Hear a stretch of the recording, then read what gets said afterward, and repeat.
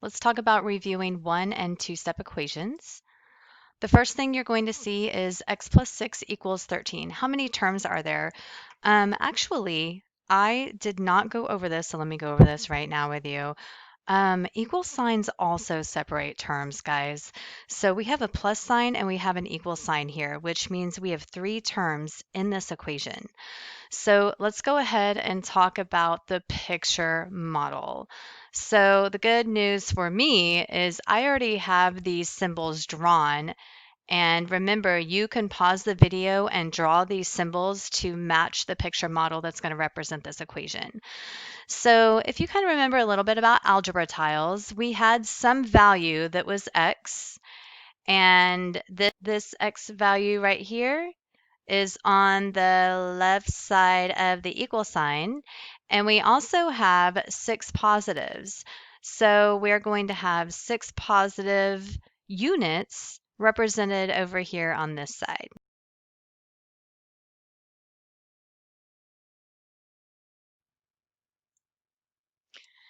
Okay, so hopefully you've drawn that. I kind of was able to speed that up a little bit, and again, because I'm using a computer program.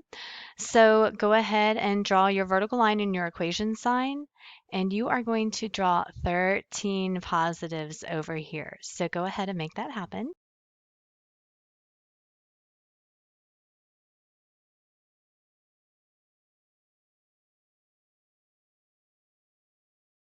So as you can see, we have this represented in a pictorial method to explain this algebraic equation.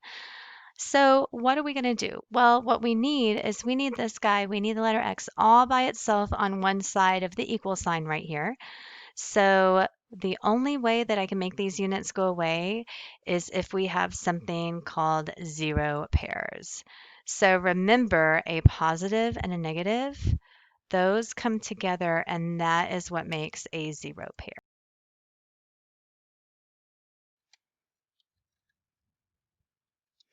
Okay, so what I'm going to do is I am going to put six negatives over here on this side. And remember, it is an equation. So if I put six negatives over here on the left side, I've got to put six negatives over there on the right side because the equation has got to stay balanced. Get to drag and drop. If you could please just go ahead and draw six minus signs over here on this side.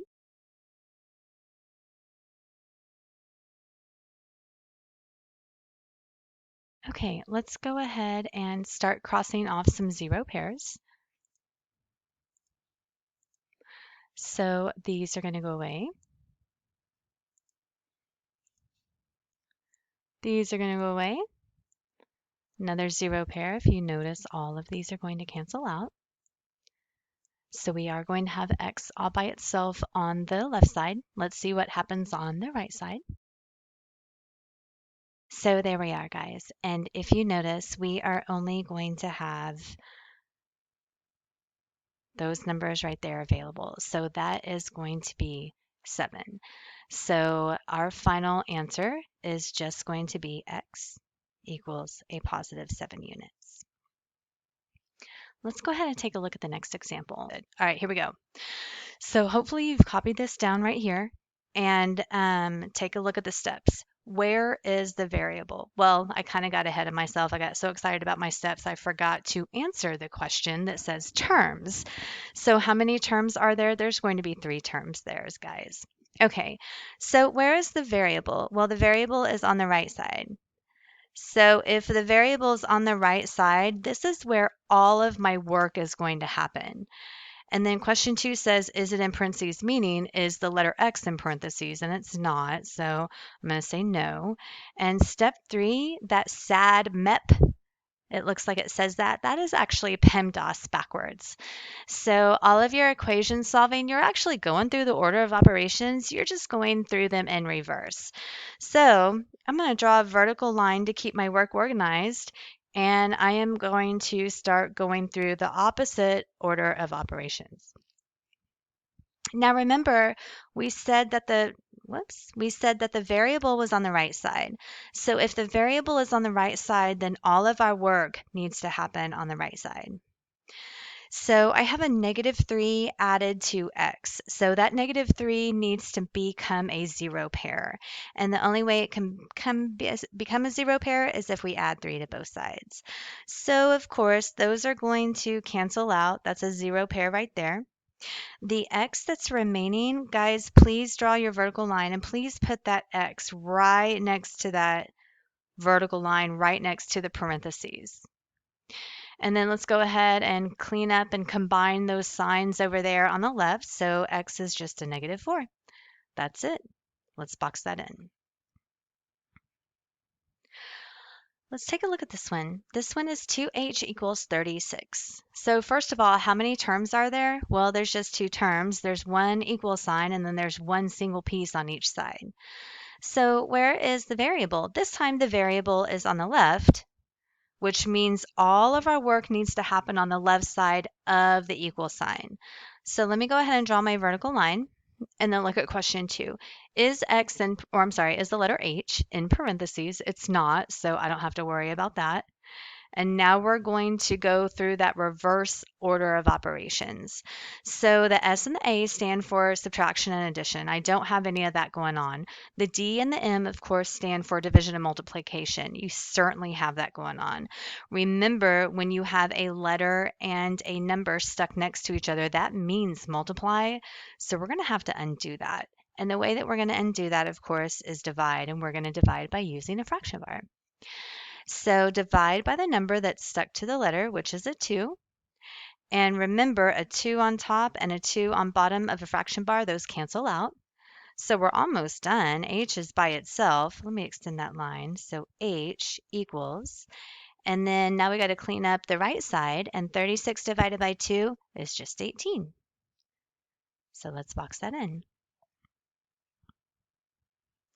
All right, next example. First of all, it almost appears like it's already simplified because it looks pretty basic. There's just two terms there. But x isn't by itself. X is like -1 times x equals a -4. So we got to get rid of that. So go through your steps. Where's the variable? This time the variable is on the left side, which means all of our work's going to happen on the left side. Is it in parentheses? No, it's not. And then reverse those order of operations. No addition, no subtraction, but we do have some multiplication. So we're going to divide both sides by a -1. Remember, a -1 on top and a -1 on bottom cancel. So a -4 divided by a -1, you got two negatives there. Negative divided by a negative is a positive. So x just equals a +4.